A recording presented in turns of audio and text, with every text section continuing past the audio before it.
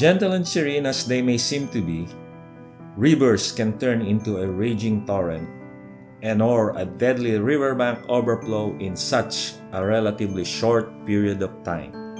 The latter situation is known as flood, which is fluvial in nature. Flood is one of the predominant death-related natural hazards in the world, with floods occupying the second most number of occurrences worldwide annually, next to storms, based on a 1980 to 2020 survey of Climate Change Knowledge Portal. And this is particularly true in countries that are quite vulnerable to this type of hazard, such as the Philippines. Located in a geographical region where the most number of tropical cyclones occur and traverses the country's area of concern, with seasonal incessant monsoon rains, shearline and easterlies, and numerous rain-laden weather phenomenon affecting the nation annually. Ang ating bansa ay vulnerable at high risk sa panganib. Sa kadahilanan nakalukit ang Pilipinas sa Ring of Fire at Typhoon Belt. From a survey conducted covering the period 1994 to 2006, an average of about 35 flood events were monitored and reported annually throughout the whole country and affecting almost a third of the nation's population. One of the flood-prone river basins in the Philippines, if not the most, as per JICA Flood Risk Integrated Management Program report, is the Pampanga River Basin with a regularity of at least 1 to 2 floods in a year. Sa akin naman, very helpful siya, especially sa lugar namin na talagang flood-prone area siya. And then, bilang isang residente ng Pampanga, Bulacan, we know naman Haguna is one of the low-lying areas in the province of Bulacan. Flood defenses or structural flood mitigating measures such as dikes, cut-off channels, and dams have long been a standing program and implemented by the government in the basin to protect communities from floods. However, structural flood mitigating measures have limitations.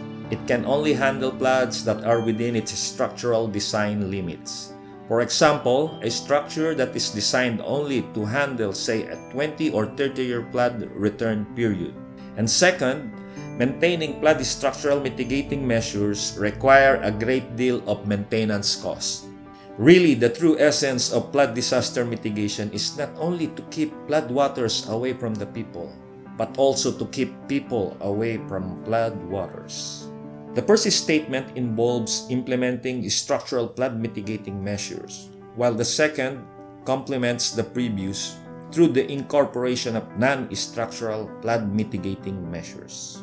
By far and will remain as the best approach to flood disaster mitigation and management is a judicious combination of both the structural and non-structural flood mitigating measures.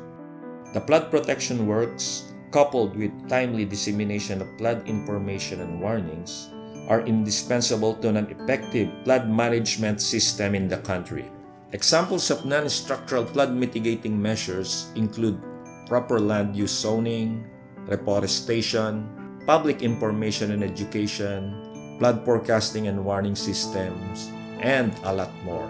For the Pampanga River Basin, the Great Flood of July 1972 that inundated almost the whole of Central Luzon remained as the most destructive of the Philippine floods in living memory, and other earlier previous big floods such as those in August 1962 and May 1966, which have affected the Central Luzon region and in particular the Pampanga River Basin.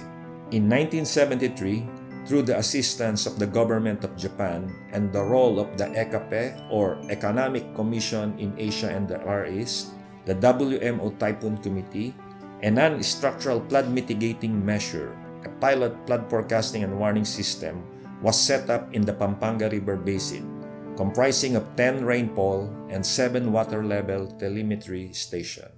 This was the first ever for the Philippines, and right after its commissioning that same year, the system immediately provided early flood info and warnings to flood-prone communities during the floods of October 1973 and succeeding events such as August and November 1974, May 1976, August and October 1978. Ay sa pamamagitan ng pagpapalabas o issuance ng Pampanga River Flood Forecasting and Warning Center, mula sa updates, flood advisory, flood bulletin, ito ang magiging batayan kung makakaranas ng pagbaha ang isang bayan. Noong panahon ng nakaraang bagyo, na Undoy, UBC, Segay at Falcon, iba pang mga bagyong dumating, maagap nila silang nakapagbigay ng kanilang forecast para makapaghanda at makapag-ingat ang mga mamamayan na maaaring maapektuhan nito. The effectiveness and success of the system and to address the ever-increasing challenges of annual floods throughout the country and the extreme weather-related events has led to the development of more flood forecasting and warning systems covering the major river basins in the country. These were in the following river basins which generally started operations in 1982. The ABC River Basin Project, which stands for the Agno River Basin Flood Forecasting and Warning Center, the Bicol River Basin Flood Forecasting and Warning Center, and the Cagayan River Basin Flood Forecasting and Warning Center. In support of the River Basin Flood Forecasting and Warning System in the Pampanga, Agno, and Cagayan River Basin Centers, Flood Forecasting and Warning System for Dam Operations, or FFWSDO, were also instituted in several major dam reservoir systems in 1988 and was eventually upgraded in 1992. These dams constitute a part of the hydrological basin situation of these major river basins in the country. Now, 50 years later, more river basin centers have emerged and covering a total of 13 of targeted 18 major river basins in the country. These are in the water resource areas of Abra River Basin, Cagayan de Oro River Basin, the Tagum-Libuganon River Basin, Agusan River Basin, Buwayan-Malungon River Basin, Davao River Basin, Mindanao River Basin, Tagoloan River Basin, and the Pasig-Marikina River Basin. Meanwhile, the remaining 5 other major river basin centers from out of the 18 are now in the process of being established and hopefully operational in the coming year. And these are in the water resource areas of Ilog-Hilabangan River Basin, Halaur River Basin, Panay River Basin, Abulug River Basin, and the Agus River Basin.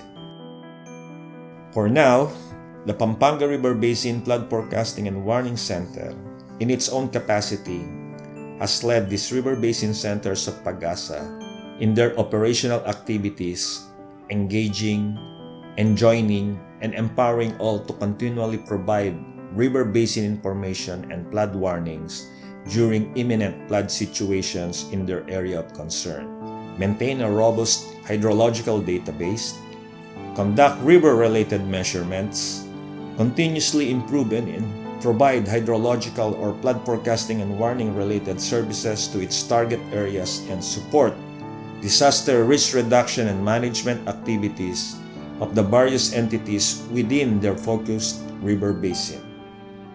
Flood forecasting and warning systems are not only deemed essential in mitigating the impacts of flood disasters, but also such systems are necessary in the country's development, especially now that the threat of extreme climate and weather events due to the so-called climate change are already almost being manifested throughout the whole country.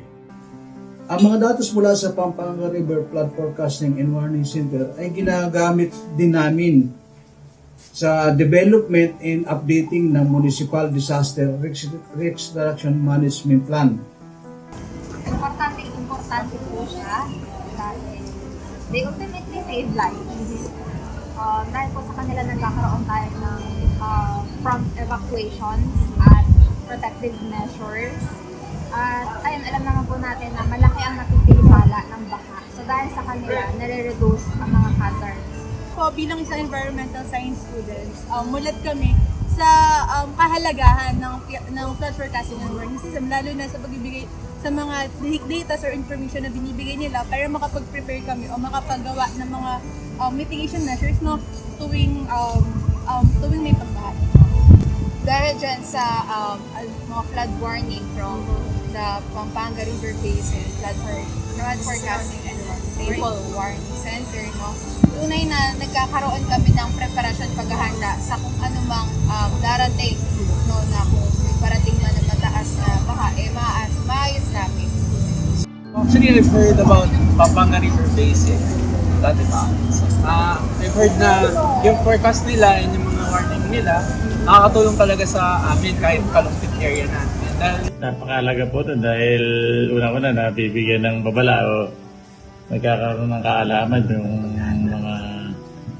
mga taong sasakupan natin na bukod sa lahat sa buong Pilipinas. Kapag-ahanda ang bawat isa. Indeed, the need for a proactive and definite approach for the safety and welfare of communities vulnerable from the various types of natural hazards, particularly floods, starts with an effective and efficient disaster management system.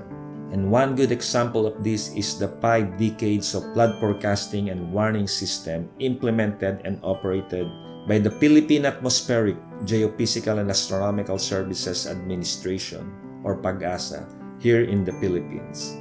And as the flood forecasting and warning system is on its continuing developmental stance, this is doing the right things and doing them right. Flood forecasting and warning give us the lead time to prepare for potential disasters. Through our communication and updates from our colleagues from the PAGASA PRFFWC, we are able to monitor river levels, weather patterns, and potential risks. This is why flood forecasting and warning and the experts behind PAGASA PRFFWC are important to the province of Pampanga. Happy Golden Anniversary Flood Forecasting and Warning System!